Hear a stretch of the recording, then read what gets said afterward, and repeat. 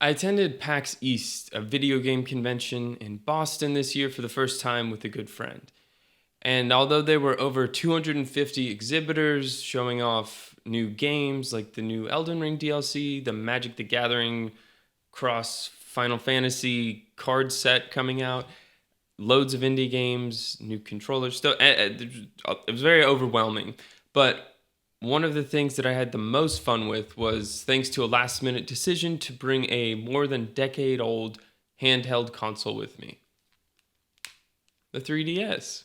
It's a game changer. Now, before going to PAX, my friend and I were talking about handheld consoles brought on by, he got an analog pocket, and we were remembering specifically the 3DS and how fun it was to just interact with other people via StreetPass. We were in high school and college when the 3DS was at its peak. So if you don't know, you don't remember what StreetPass is, pretty much you're pinging other 3DS users.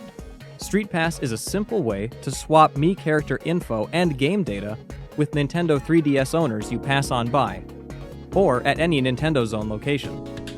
The Mii characters will appear in the Mii Plaza the next time you start playing, where they'll help you in games like Warrior's Way.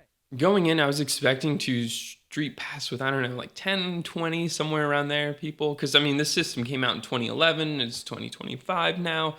But over the course of 3 days, because I forgot my 3DS the first day of the convention, I StreetPassed with over 50 people.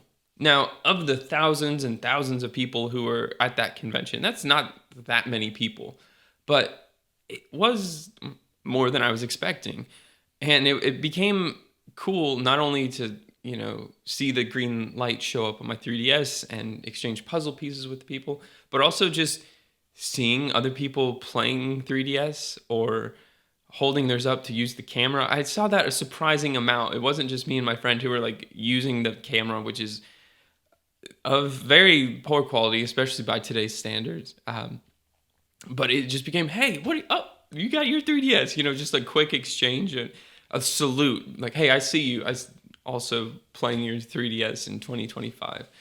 And it reminded me of Death Stranding and the Souls games in the sense that you can leave information, or in Death Stranding's case, items for other players without directly meeting them in your game. In some ways, street passing really incentivizes you going out into the world and interacting with other people, even if you're not having a conversation or introducing yourself.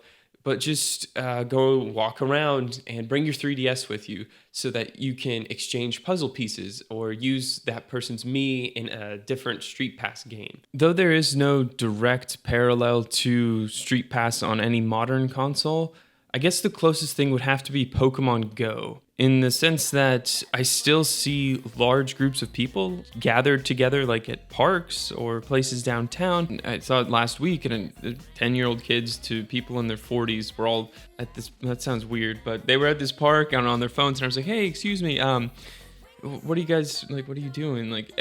Oh, it's Pokemon Go. And even though I'm not into that, I think the social component of Pokemon Go or Street Pass or even these video game conventions is really important, because today it's easier than ever to just live an isolated life where you can exist online.